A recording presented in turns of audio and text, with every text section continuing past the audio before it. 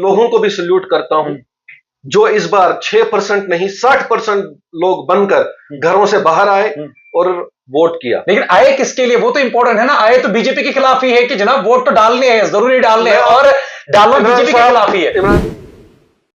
Now let me speak. उन लोगों को भी सल्यूट करता हूं जिन्होंने महबूबा मुफ्ती और उमर अब्दुल्ला साहब को घसीट के बाहर कर दिया।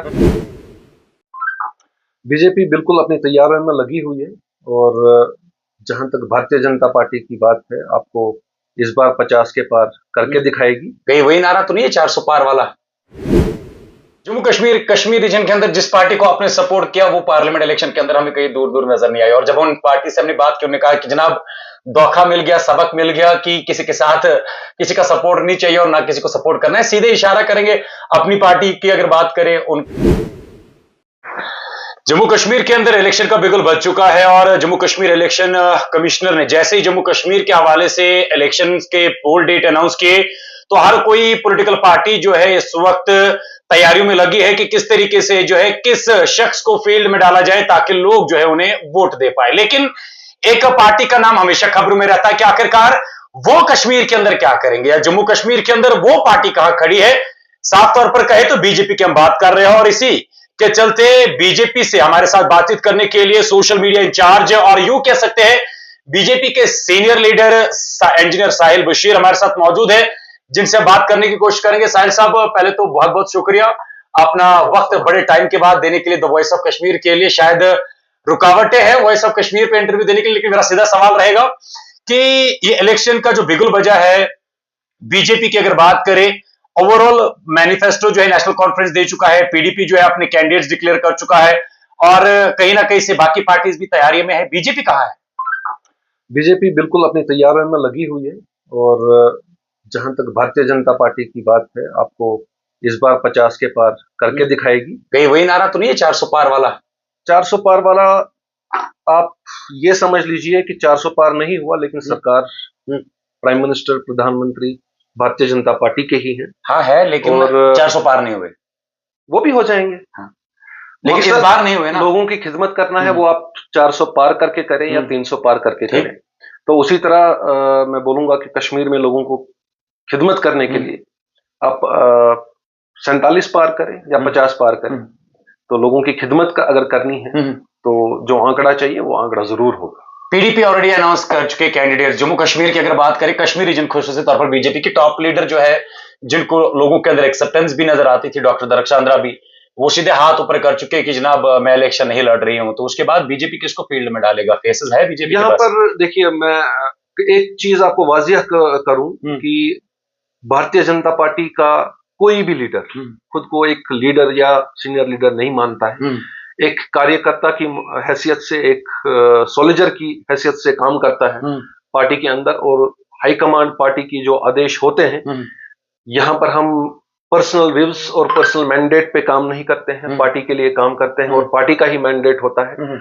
मैंडेट चाहे किसी का भी हो, नाम भारतीय जनता पार्टी का होता है, कमल का होता है, काम कमल के लिए होता है। जम्मू कश्मीर रीजन के अंदर जिस पार्टी को आपने सपोर्ट किया वो पार्लियामेंट इलेक्शन के अंदर हमें कहीं दूर दूर नजर नहीं आई। और जब उन पार्टी से हमने बात की, उन्होंने कहा कि जनाब धोखा मिल गया, सबक मिल गया कि किसी के साथ किसी का सपोर्ट नहीं चाहिए और ना किसी को सपोर्ट करना है। सीधे इशारा करेंगे अपनी पार्टी की अगर बात करें, उनके कोलैबोरेशन में विबोध गुप्ता जी, आपके पॉलिटिकल पार्टी जो उनके लिए कैंपेन कर रहे थे, वो कहीं पे पार्लियामेंट इलेक्शन के अंदर नजर नहीं आए। तो इस पर आप जवाब देना चाहेंगे? जो उन्होंने कहा कि हमें सबक मिल गई है।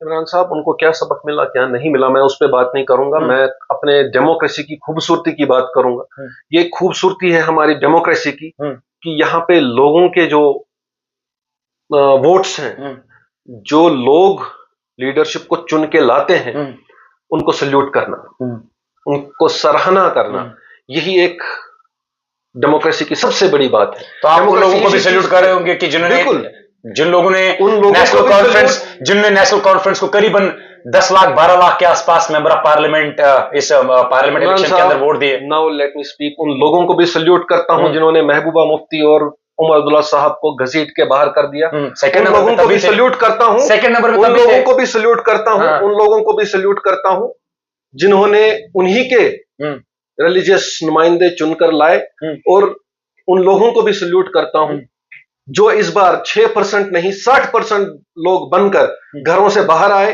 और वोट किया। लेकिन आए किसके लिए, वो तो इंपॉर्टेंट है ना। आए तो बीजेपी के खिलाफ ही है कि जनाब वोट तो डालने हैं, जरूरी डालने हैं, और डालना बीजेपी के खिलाफ ही है। इमरान साहब, जैसा आपने कहा, मैंने कहा कि मैं आई सल्यूट। तो भारतीय जनता पार्टी की सबसे बड़ी जीत पिछले 70 सालों में, आप आंकड़े निकालिए, 70 सालों में 7% वोट से अलावा कश्मीर में वोटिंग नहीं हुई। सबसे बड़ी अचीवमेंट जो भारतीय जनता पार्टी की है, क्या तो ये है हार मिली। हम तो कंटेस्ट नहीं कर रहे थे। अरे चेहरे ही नहीं थे, हम तो कंटेस्ट नहीं कर रहे थे, वो अलग बात है हमारे पास। मैंने आपको पहले भी बोला कि हमारे लिए पार्टी के अंदर चेहरे नहीं मायने रखते हैं, कमल मायने रखता है। तो लड़ेगा कौन इलेक्शन अगर चेहरे मायने नहीं रखते? अगर अभी टाइम है हमारे पास, तो जब हमारे कैंडिडेट्स आएंगे बाहर कैंपेनिंग के लिए, जब लिस्ट हमारी बाहर आएंगी, तो बिलखुसूस मैं आपको भी खुद अपने साथ ले जाकर उनसे इंटरव्यू भी करवाऊंगा और मैनिफेस्टो के बारे में बात भी कराऊंगा, और उनकी जो अपनी राय होगी लोगों के लिए, वो आप ही के थ्रू लोगों तक पहुंचाऊंगा। साहिल, नेशनल कॉन्फ्रेंस ने अपने मैनिफेस्टो इशू किया हाल ही में, आपने पढ़ा भी होगा। उसमें कहा उन्होंने कि जनाब पीएसए को, लोगों ने कहा पीएसए हटवाओ, तो पीएसए हम हटवाएंगे। लोगों ने कहा 200 यूनिट फ्री चाहिए, तो हम 200 यूनिट जो है फ्री भी करा के देंगे। लोगों ने कहा कि जनाब यहां पर 1 लाख नौकरियां चाहिए, तो वो भी करा के देंगे। लेकिन बीजेपी के मैनिफेस्टो में क्या होगा? बीजेपी के मैनिफेस्टो की अगर बात करें, बीजेपी के मैनिफेस्टो में वही चीजें रही। आर्टिकल 370 पहले ही था स्क्रैप करना, वो ऑलरेडी हो चुका है। और जम्मू कश्मीर स्टेट को आजादी के बाद पहली बार ऐसा हुआ है कि स्टेट को तोड़कर यूटी बदल देना, वो भी कर दिया बीजेपी ने। अब इस मैनिफेस्टो में क्या रहेगा जम्मू कश्मीर के लिए? पीस, प्रोग्रेस और डेवलपमेंट, ये एक सबसे बड़ी, पीस, प्रोग्रेस, डेवलपमेंट, ये सबसे बड़ी एक ऐसी, देखिए अब बिजली, सड़क और मकान, ये सियासत नहीं रही, ये सियासत खत्म हो चुकी है। अब ये बेसिक राइट्स हैं, बेसिक नीड्स हैं अवाम की। कहीं पे भी, बिलखुसूस किसी भी कंट्री, किसी भी रीजन के अवाम को लो, ये बेसिक चीजें हैं। आजकल बिजली, पानी और मकान पे भाई साहब सियासत नहीं होती है। बिजली की बात करें, वो घर घर तक नरेंद्र मोदी जी ने पहुंचाई है। घर की बात करें तो पीएम आवास योजना के थ्रू जो घर यहां पर बने हैं, उन पर बोर्ड लगे हैं, सबको जमीन और घर भी मिल रहे हैं। कितने घर मिले? कितने घर मिले? वो आप सरकार से आंकड़ा आपसे पूछ लीजिए, आपको तो पता होना चाहिए, आप तो इंचार्ज है, सीनियर लीडर बीजेपी। मुझे उन आंकड़ों की जरूरत नहीं है इमरान साहब, वो हमारे प्रधानमंत्री ने दिए हैं। हर जिले में, हर मंडल में आपको वो देखने को मिलेंगे। और जहां तक आपने पीस की बात की, ये वही कश्मीर है जहां पे हमने टेररिज्म को टूरिज्म में चेंज किया, जहां पर G20 के इवेंट्स होते हैं, जहां पे आजकल की फिल्म इंडस्ट्री यहां पर छाई हुई है। फिल्म, जितनी भी फिल्मों की शूटिंग्स है मैक्सिमम इस वक्त कश्मीर के अंदर हो रही है। और मुझे लगता है इससे ज्यादा माहौल जो लोगों को चाहिए कोई और पार्टी दे नहीं पाई थी पिछले 35 सालों में। और जहां तक आपने मैनिफेस्टो नेशनल कॉन्फ्रेंस की बात की, तो मैं आपको याद दिला दूं, प्लेबिसाइड फ्रंट भी उन्होंने ही बनाया था, वो भी उनके मैनिफेस्टो में ही था। उसके बाद सेल्फ रूल भी उन्हीं के मैनिफेस्टो में था। और उसके बाद आज दोबारा से जो उनका पुराने मैनिफेस्टो में ऑटोनॉमी थी, वही आज दोबारा हुआ। खुदा रहा, मुझे एक चीज बताइए, यहां पर जो नौजवानों की खून रेजी हुई है उनकी सदारत में, इन 35 सालों की सदारत में 27 साल सदारत जो रही है नेशनल कॉन्फ्रेंस की रही है। तो फिर वोट क्यों मिले साहिल उनको? सीधा सवाल। Let me be very clear to you, क्यों मिले वोट? ये ऐसा नहीं है कि उनको वोट क्यों मिले, सवाल है क्या बात? 7% और 60% में 60% तो तभी हुआ जब उनको 12 लाख वोट पड़े। नहीं। आप देखिए, फिर उमर अब्दुल्ला साहब इतने दिग्गज नेता एक्स सीएम को बाहर नहीं करते, महबूबा मुफ्ती जी को बाहर नहीं करते। मैं आपको फिर बोल रहा हूं, आप अगर रिलीजियस वोट को पॉलिटिकल वोट्स में चेंज करेंगे, सही बात नहीं है, रोज रोज की बात नहीं है, हर बार नहीं होगा। एक रिलीजियस फॉलोइंग को आप अपनी पॉलिटिकल फॉलोइंग नहीं बना सकते। बड़े लोग हैं फिर यहां पर, बड़े लोग हैं। आपको भी चाहिए, तो हमको नहीं चाहिए, हमको नहीं चाहिए। देखिए इमरान साहब, यहां के नौजवानों के खून के साथ खेला गया, यहां के नौजवानों के खून के साथ होली खेली गई।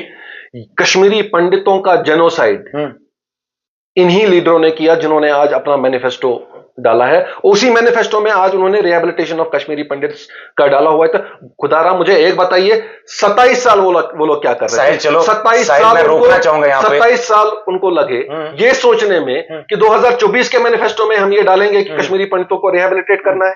बड़े अफसोस। चलो आप तो पिछले 2017 से अगर देखिए, आप तो पहले दिन से कह रहे हैं कि जनाब हम उनको लाएंगे।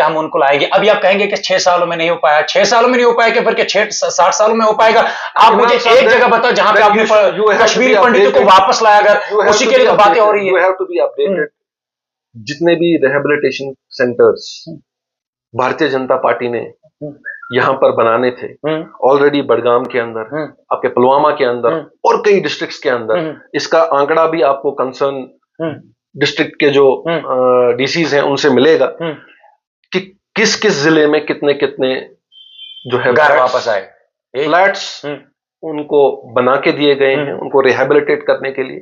पीएम पैकेज के तहत जितने भी एम्प्लॉइज हैं जो पीएम पैकेज के तहत काम करते हैं वो यहां पर कितने हैं, उनको रिहेबिलिटेट कैसे किया जाए। और आने वाले वक्त में जो उनके लिए भारतीय जनता पार्टी का काम करना होगा, सर से लेके पांव तक जितना हो सकेगा भारतीय जनता पार्टी का सपोर्ट 100% उन चीजों के लिए हो। एम्प्लॉयज की बात आपने की, आप ही के सरकार में बड़े अफसोस के साथ ये कहना पड़ रहा है, बड़े बैकलॉग नहीं बैकलॉग छोड़े, बैकलॉग के बगैर बात कीजिए। अरे आप खुद बैकलॉग पे आ रहे हैं, मैं तो सवाल कर रहा हूं आपके।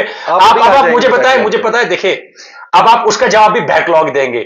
आपके सरकार में 2019 के बाद आज स्थिति यहां है, 2 पीएचडी स्कॉलर्स ड्राई फ्रूट बेच रहे हैं, 1 पीएचडी स्कॉलर सड़क पे जूस बेच रहा है, 1 पीएचडी स्कॉलर जो है वो सॉक्स बेच रहा है। अब इसको बैकलॉग लेके जाओगे?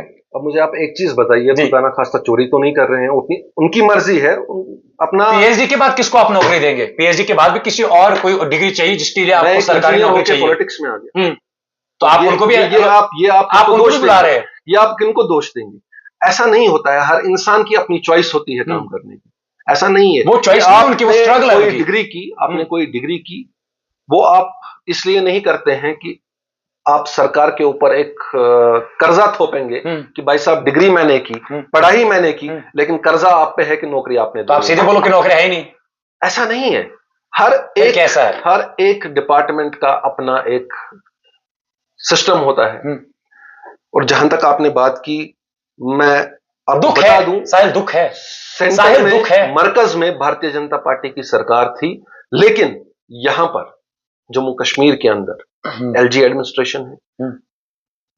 यहां के फैसले जो भी होंगे वो एलजी एडमिनिस्ट्रेशन के होंगे, फायदे जितने होंगे वो एलजी एडमिनिस्ट्रेशन के होंगे। दुख है साहिल, नुकसान जितने होंगे वो भी पीएचडी स्कॉलर जो स्ट्रगल, जिसका चॉइस वो चॉइस नहीं, वो स्ट्रगल है। दुख है आपको थोड़ा सा भी? मुझे नहीं लगता है इंसान को अगर कोई काम करना है और उस काम के जरिए अगर वो अपनी रोजी रोटी कमा रहा है तो इंसान को, वो तो स्ट्रगल कर रहे हैं ना, क्योंकि रोजी रोटी तो मिली नहीं ना। अब लाइफ इज अ स्ट्रगल, हर इंसान की लाइफ स्ट्रगल है। बीजेपी सीधे कहे कि जो दावा है लाख नौकरियां, 50 लाख नौकरियां, 5 लाख नौकरी, वो है ही नहीं। भारतीय जनता पार्टी का रिकॉर्ड चेक करिए, 2 सीटों से लेके वो 300 पार कर चुके हैं। 2 सीटें भारतीय जनता पार्टी का इटसेल्फ, क्या मतलब 2 सीटों को लेकर 300 पार कर चुके हैं?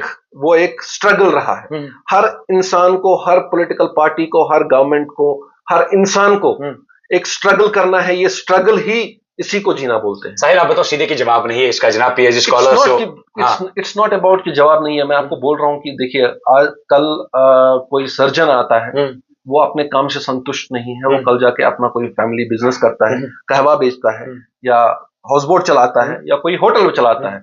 इसका मतलब ये नहीं है कि कोई कल मीडिया का बंदा मुझे उसको टारगेट करके ये बोले कि मैं आपकी गवर्नमेंट में, मरकज की गवर्नमेंट में बैठी आपकी सरकार को एक्यूज कर रहा हूं क्योंकि इस बंदे ने पीएचडी की है लेकिन वहां पे वो अपना फैमिली बिजनेस चला रहा है। क्या हम ये सवाल क्या अपोजिशन से करें, रूलिंग से ना करके? नहीं, मुझे नहीं लगता है कि ये लेटर नहीं है। अगर ऐसा कोई बंदा वाकई में है तो मुझे लगता है सबसे पहले उसको पूछना चाहिए कि भैया अगर आपने डिग्री करी हुई है, आपके पास इतने सारे ऑप्शंस हैं, आपके पास गवर्नमेंट की तरफ से एंटरप्रेन्योरशिप की इतनी ज्यादा स्कीम्स हैं, स्किल इंडिया की तरफ से आपके पास इतनी ज्यादा स्कीम्स है, वो छोड़ के आप चने क्यों बैठे? तो उनका जवाब तो सीधे है कि 12 साल डिपार्टमेंट में देकर जो बीजेपी की सरकार ने भी प्रोमिसेस किए थे, आज 12 साल का वही मिल रहा है कॉन्ट्रैक्चुअल। उनने बड़े-बड़े लेक्चरर्स को पढ़ाया, बड़े-बड़े स्टूडेंट्स को पढ़ाया, वो स्टूडेंट्स रोते हैं उनके कमेंट्स में। मैं आपकी जनता भी देख रही है, लोग भी देख रहे हैं। मुझे नहीं लगता है भारतीय जनता पार्टी 12 साल जम्मू कश्मीर के अंदर अपने सरकार में थी, जितने टाइम थी उस वक्त